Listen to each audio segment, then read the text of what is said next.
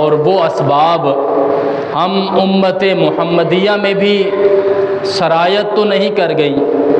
اگر ایسی بات ہے تو پھر بطور امت کے ہمیں ان برائیوں سے اپنے آپ کو بچانے کی ضرورت ہے، اور ہم سب کو ان برائیوں سے بچ کر توبہ کرنے کی ضرورت ہے۔ اگر ہم یہودیوں کی بات کریں جنہیں بنی اسرائیل کہا جاتا ہے، بنی اسرائیل اصل میں حضرت یعقوب علیہ السلام کی اولاد کو کہا جاتا ہے، کیونکہ حضرت ابراہیم خلیل اللہ علیہ السلام کے دو بیٹے جناب سیدنا اسماعیل اور جناب سیدنا اسحاق علیہ السلام، اور پھر جناب سیدنا اسحاق علیہ السلام کے بعد ان کے بیٹے جناب سیدنا یعقوب، جن کا لقب اسرائیل تھا۔ اسرائیل کا معنی ہوتا ہے اللہ کا بندہ، تو حضرت یعقوب علیہ السلام کا لقب تھا اسرائیل، تو آگے ان کے پھر 12 بیٹے، انہیں بنی اسرائیل کہا جاتا ہے، اور حضرت یعقوب علیہ السلام کے بڑے بیٹے کا نام یہودا تھا، تو اس یہودا بیٹے کی مناسبت سے چونکہ ان کی اولاد بکثرت دنیا میں موجود تھی، تو ان کی نسبت سے اس قوم کو یہودی کہا جانے لگا۔ تو گویا کہ حضرت یعقوب کی اولاد کو بنی اسرائیل کہا جاتا ہے، اور انہی کی اولاد کو ان کے بڑے بیٹے یہودا کی وجہ سے یہودی بھی کہا جاتا ہے۔ اور یہ یہودی انبیاء کی اولاد ہے، انبیاء کی نسل ہے۔ یہودی کوئی عام قوم نہیں ہے۔ اگر آپ قرآن مجید کا مطالعہ کریں اور آپ قرآن مجید کی تلاوت کریں اور بنظر غائر اگر آپ قرآن مجید کے اوراق کو پڑھیں اور مطالعہ کریں تو آپ کو سمجھ میں آئے گا کہ تقریباً 450 مقامات پر اللہ رب العزت نے اس قوم کا تذکرہ کیا ہے، اور اللہ رب العزت نے 2 باتوں کو بڑی اہمیت کے ساتھ بیان کیا ہے۔ پہلی بات یہ اللہ نے بیان فرمائی کہ یا بنی اسرائیل اذکروا نعمتی التی انعمت علیکم وانی فضلتکم علی العالمین، کہ اے اولاد یعقوب، اے بنی اسرائیل، آپ یاد کرو میری ان نعمتوں کو جو میرے اللہ نے، جو میں نے تم پر کی ہیں، اور میں نے تمہیں عالم پر، پورے جہان پر تمہیں فضیلت بخشی ہے۔ ایک بات آپ یہ ذہن میں رکھیں کہ بنی اسرائیل کو اللہ تعالیٰ نے وہ مقام اور وہ رتبہ عطا فرمایا کہ تقریباً 70,000 سے زیادہ انبیاء صرف اسی نسل سے اللہ تعالیٰ نے مبعوث فرمائے، اور بنی اسرائیل کو اللہ نے بڑا مقام عطا فرمایا تھا، لیکن اس مقام کو، اس منصب کو اور اس اہمیت کو اور اپنی حیثیت کو سنبھالنا ہر انسان کے بس میں نہیں ہوتا۔ حضرت یعقوب کی اس اولاد نے اپنے منصب کو پہچاننے کی بجائے، اپنی اہمیت کو جاننے کی بجائے اور اپنے منصب کے تقاضوں کو بروئے کار لاتے ہوئے اس کے مطابق کام کرنے کی بجائے اس قوم نے اپنے اس منصب کو اپنے لیے فخر کا، اپنے لیے تکبر کا اور اپنے لیے خراب ہونے کا سامان بنایا، نہ یہ کہ اپنے آپ کو سنبھالتے۔ جیسا کہ اللہ کا قرآن اعلان کرتا ہے کہ ہم نے بنی اسرائیل کو پورے عالم پر فضیلت بخشی تھی، سارے زمانوں پر فضیلت بخشی تھی، سارے عالم کے اوپر، جہان کے اوپر فضیلت بخشی تھی۔ چاہیے تو یہ تھا کہ یہ وہ قوم تھی کہ جن کی وجہ سے میرے اللہ نے سمندروں کو روک کر انہیں راستہ فراہم کر دیا اور ان کے دشمن فرعون کو اسی سمندر میں غرق فرما دیا۔ چاہیے تو یہ تھا کہ یہ اس نعمت کو یاد کرتے اور اللہ کے فرما بردار بن جاتے کہ وادی تی میں میرے اللہ نے ان کے اوپر من و سلوہ نازل فرمایا، پکا پکایا کھانا ان کے لیے میرے اللہ نے نازل فرمایا، بٹیر اور گوشت اور بہترین قسم کی میرے اللہ نے ضیافت کا اہتمام کیا، لیکن اللہ کا شکر بجا لانے کی بجائے انہوں نے کہا ہم تو ترکاری کھائیں گے، ہم تو سبزیاں کھائیں گے، ہم تو دالیں کھائیں گے، ہمیں تو پیاز اور لہسن چاہیے، ہمیں اللہ کی طرف سے یہ جو پکا پکایا کھانا ملتا ہے ہم یہ کھانا کھانے کے لیے تیار نہیں ہیں۔ انہوں نے اس نعمت پر بھی اللہ کا شکر ادا کرنے کی بجائے انہوں نے کفران نعمت کیا، اور یہی وہ قوم ہے جن کو میرے اللہ نے فضیلت بخشی تھی، جن کے اندر میرے اللہ نے انبیاء کا ایک بڑا طویل سلسلہ جاری فرمایا تھا، ان کے اندر انبیاء کرام کو مبعوث فرمایا تھا۔ جناب یعقوب، جناب اسحاق، جناب ابراہیم کی یہ نسلیں ہیں، جناب موسیٰ، جناب عیسیٰ اور جناب یوسف اور بے شمار انبیاء بنی اسرائیل کا سلسلہ میرے اللہ تعالیٰ نے اسی قوم کے اندر نازل فرمایا، مبعوث فرمایا انبیاء کرام کو۔ لیکن اس قوم نے اپنے آپ کو پہچاننے کی بجائے، اپنی حیثیت کو جاننے کی بجائے اور اللہ کے فرما بردار اور مطیع اور فرما بردار بننے کی بجائے انہوں نے کفران نعمت کیا، انہوں نے ناشکری کی اور انہوں نے ان نعمتوں کا جو ہے محبت اور فکر اور شکر کی بجائے انہوں نے کفران نعمت کرتے ہوئے نافرمانی، تکبر، نخوت اور اللہ کے نافرمان بندوں میں ہونے کا انہوں نے شمار کر لیا اپنے آپ کو۔ میرے بزرگوں، میرا اللہ کہتا ہے، اللہ پاک نے قرآن مجید میں اس بنی اسرائیل کے واقعات کو اور یہودی قوم کے اوصاف کو اور پوری تفصیل کے ساتھ اس لیے بیان کیا ہے کہ اے امت محمدیہ، تم بھی ان اوصاف کو پڑھو، تم ان کی تاریخ کو پڑھو، تم ان کو دیکھو کہ یہ انبیاء کی اولادیں ہیں، یہ انبیاء کی نسل سے ہیں، ان کے مقام کو دیکھو کہ اللہ نے ان کو وہ مقام دیا کہ ان کو سارے جہان پر اللہ نے فضیلت عطا فرمائی، لیکن انہوں نے اپنی فضیلت کو پہچاننے کی بجائے، اللہ کی نعمتوں کا شکر کرنے کی بجائے، اللہ کے فرما بردار بننے کی بجائے، اللہ رب العزت کے احکامات کو اپنی زندگی میں لاگو کرنے کی بجائے انہوں نے کفران نعمت کیا، انہوں نے ناشکری والا راستہ اختیار کیا، انہوں نے عصیان والا راستہ اختیار کیا، انہوں نے کافروں والا راستہ اختیار کیا۔ اللہ کے فرما بردار بننے کی بجائے یہ اللہ کے نافرمان بنتے چلے گئے۔ آپ قرآن مجید کا مطالعہ کریں، آپ قرآن مجید کو پڑھنا شروع کریں تو قرآن مجید آپ کو بتاتا ہے کہ وہ کون سے اسباب تھے، وہ کون سی حیثیت تھی یا وہ کون سی وجوہات تھی جن وجوہات کی وجہ سے اس قوم کو، جسے اللہ کہتا ہے میں نے سارے زمانے پر فضیلت دی تھی، جسے اللہ کہتا ہے میں نے انہیں سردار بنایا تھا، جنہیں اللہ کہتا ہے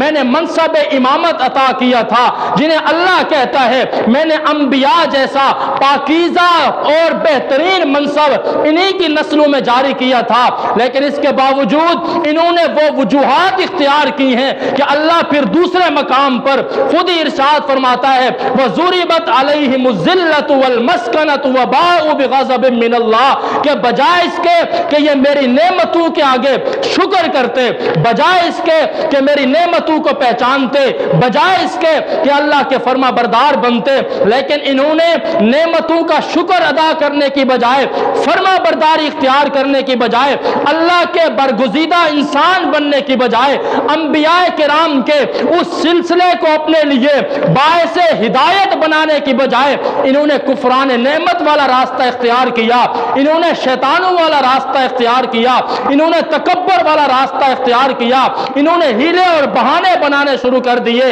اور پھر اللہ کہتا ہے جب انہوں نے میری نعمتوں کی قدر نہیں کی تو پھر اللہ نے وَضُرِبَتْ عَلَيْهِمُ الذِّلَّةُ وَالْمَسْكَنَةُ وَبَاءُوا بِغَضَبٍ مِّنَ اللَّهِ اللہ کہتا ہے میں نے ان کے اوپر ذلت کو طاری کر دیا، میں نے ان کے اوپر مسکنت کو طاری کر دیا، میں نے ان کو دنیا میں بھی غلامی کی زنجیروں میں جکڑ دیا، میں نے ان کو دنیا میں بھی تباہ کر دیا اور میں نے ان کی آخرت کو بھی تباہ کر دیا ہے۔ آج ہم بطور مسلمان ان اسباب کو دیکھیں، ان چیزوں کو دیکھیں اور پرکھنے کی کوشش کریں کہ آخر ایسی قوم جو انبیاء کی اولاد ہو، ایسی قوم جن کی نسل میں انبیاء ہوں، ایسی قوم جن کے دادے پردادے انبیاء ہوں، ایسی قوم کے جن کی نسل میں انبیاء کا پاکیزہ لہو اور پاکیزہ خون بہتا ہو، پاکیزہ نسب بہتا ہو، پھر یہ ذلیل کیوں ہو گئے، پھر یہ رسوا کیوں ہو گئے، پھر دنیا में ये तबाह क्यों हो गए? अल्लाह कहता है कुरान मजीद पढ़ो, कुरान मजीद उठाओ। ये कुरान मजीद किस्से और कहानियों के लिए नहीं है। कुरान मजीद तारीख बयान नहीं करता, कुरान मजीद हिदायत के असबाब बयान करता है। कुरान मजीद वो वजूहात बयान करता है। पहली अक़वाम के किस्से इसलिए बयान करता है कि उनको पढ़ो, उनसे इबरत हासिल करो, उनको पढ़ो और उन बुराइयों से अपने आप को बचाओ जिन बुराइयों में घिरकर उन कौमों को अल्लाह ने तबाह बर्बाद किया। उनकी बड़ी मिसालें हैं, उनके बड़े असबाब हैं। उनमें से एक बड़ी वजह यह भी थी, अल्लाह का कुरान कहता है कि इन्होंने हक को हक समझकर मानने की बजाय कि अब हक आ गया है। हक किस सूरत में आया? हक कुरान मजीद की सूरत में आया, हक रसूलुल्लाह सल्लल्लाहु अलैहि वसल्लम की सूरत में आया, हक दीन इस्लाम की सूरत में आया। और ये यहूदी कौम जानती थी कि आखिर में एक नबी आने वाला है, आखिर में एक रसूल आने वाला है, आखिर में एक पैगंबर आने वाला है जिसने तमाम अंबिया की सीरतों को जमा करके आना है, जिसमें तमाम अंबिया के औसाफ को जमा करके आना है, जिसने तमाम अंबिया की सीरतों का मजमुआ बन करके आना है। और हम सबको हमारे नबियों ने जनाब मूसा, जनाब ईसा, जनाब इब्राहीम, जनाब इस्माइल, जनाब इसहाक, जनाब याकूब, जनाब यूसुफ, जनाब यूशा, हर जाने वाला नबी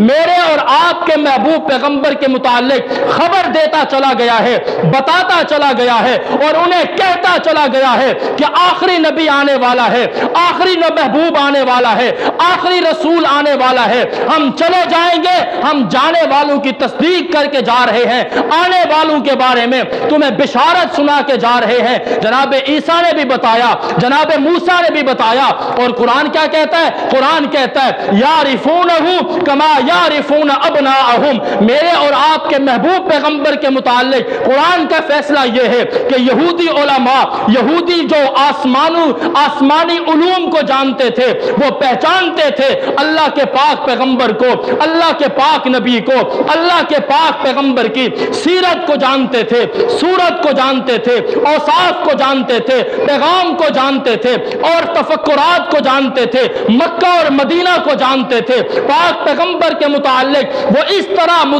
तारुफ रखते थे जैसे यारिफूनहु कमा यारिफून अबनाहुम, जैसे एक बाप अपने बेटे को जानता है, इसी तरह ये यहूदी अल्लाह के पाक पैगंबर को जानते थे। लेकिन इसके बावजूद उन्होंने मेरे और आपके महबूब पैगंबर को बावजूद नबी जानने के, बावजूद हक पैगंबर जानने के बावजूद इसके कि वो जानते थे कि हमारे अंबिया ने भी हमें वसीयतें की हैं कि हमारे बाद जो नबी आएगा तुमने उसे अपना नबी मानना है। लेकिन इन यहूदियों ने सिर्फ इस वजह से नहीं माना कि यह नबी चूंकि बनी इस्माइल से ताल्लुक रखता है और हम बनु इसहाक से ताल्लुक रखते हैं, लिहाजा चूंकि हमारे कबीले से नहीं है, लिहाजा हम इनको नबी मानने के लिए तैयार नहीं है। और अगर मान लेते हैं हमारी चुदराहट खत्म हो जाएगी, हमारी सल्तनत खत्म हो जाएगी, हमारा वकार खत्म हो जाएगा, हमारी हैसियत खत्म हो जाएगी। अब तो लोग हमारा एहतराम करते हैं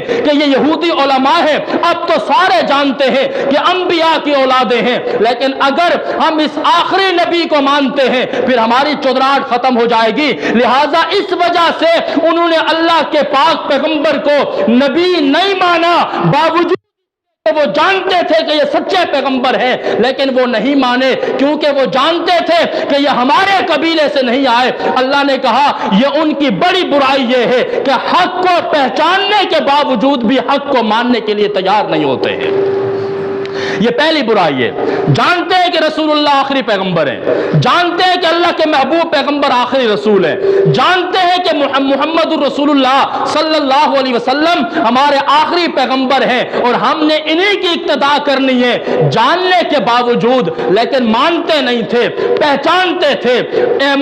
ईमान नहीं लाते थे और पहचानने के बावजूद रसूलुल्लाह के उम्मती बनने के लिए तैयार नहीं हुए। आज हम भी देख लें, हम जानते भी हैं کہ دین کیا ہے، شریعت کیا ہے، حق کیا ہے، حلال کیا ہے، حرام کیا ہے، نماز چھوڑنے کی وعیدیں کیا ہیں، روزہ رکھنے کی فضیلتیں کیا ہیں، قرآن پڑھنے کی فضیلت کیا ہے، قرآن بھلانے کی وعیدیں کیا ہیں، ماں بہن کا احترام کیا ہے، یہ ساری باتیں آج کا مسلمان بھی جانتا ہے، سب کچھ جانتا ہے، لیکن اس پر عمل نہیں کرتا۔ یہ ہماری وہ برائی ہے جس میں ہم یہود کی اس خصلت پر عمل کرتے ہوئے کہ یہودی بھی اللہ کے پاک پیغمبر کو مانتے نہیں تھے، جانتے ضرور تھے، مانتے اس وجہ سے تھے کہ انہیں علم تھا کہ اللہ کا آخری پیغمبر ہے، لیکن ایمان لانے کے لیے وہ کتراتے تھے باوجود اس کے کہ جانتے تھے۔ آج کا مسلمان بھی جانتا سب کچھ ہے، جانتا سب کچھ ہے، علم رکھتا ہے، حلال کا علم رکھتا ہے، حرام کا علم رکھتا ہے، لیکن پھر بھی اس پر ایمان لانے کے لیے تیار نہیں ہوتا ہے۔ اور ان کی سب سے بڑی برائی یہ بھی تھی کہ وہ اپنی مرضی کا دین مانتے تھے۔ تؤمنون ببعض الکتاب وتکفرون ببعض الکتاب، وہ کتاب کے کچھ حصے کو مانتے تھے اور کچھ حصے کو نہیں مانتے تھے۔ آج ہم بھی دیکھ لیں کہ ہم بھی قرآن پاک کے ان آیات کو ماننے اور سمجھنے اور سننے کے لیے تیار ہوتے ہیں جو ہمارے مقصد کی ہوتی ہیں اور جو ہمارے ذوق کے خلاف ہوتی ہیں، جو ہماری مرضی کے خلاف ہوتی ہیں، جن میں ہماری مرضی نہیں ہوتی، ہم انہیں ماننے کے لیے تیار نہیں ہوتے۔ آپ کسی مرد کے سامنے آیت پڑھو نا، اللہ کہتا ہے کہ تم 4 شادیاں کر سکتے ہو، بڑے غور سے سنتے ہیں، سنتے کہ نہیں سنتے؟ اور اگر کسی کو کہو کہ قرآن کہتا ہے سود حرام ہے،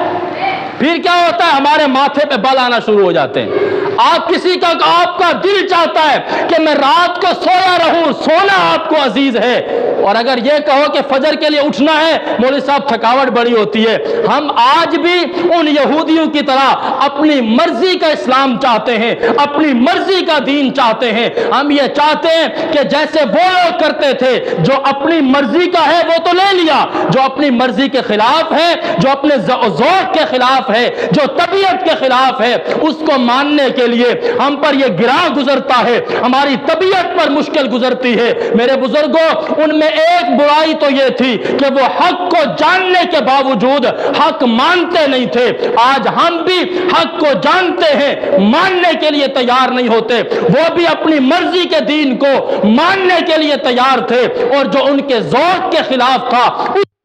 کے لیے تیار نہیں ہوتے تھے۔ آج ہم بھی جو ہماری مرضی کے مطابق اللہ کا حکم آ جائے وہ ماننے کے لیے تیار ہوتے ہیں، جو ہماری مرضی کے خلاف ہو ہم اس میں ہیلے بہانے تلاش کرنا شروع کر دیتے ہیں۔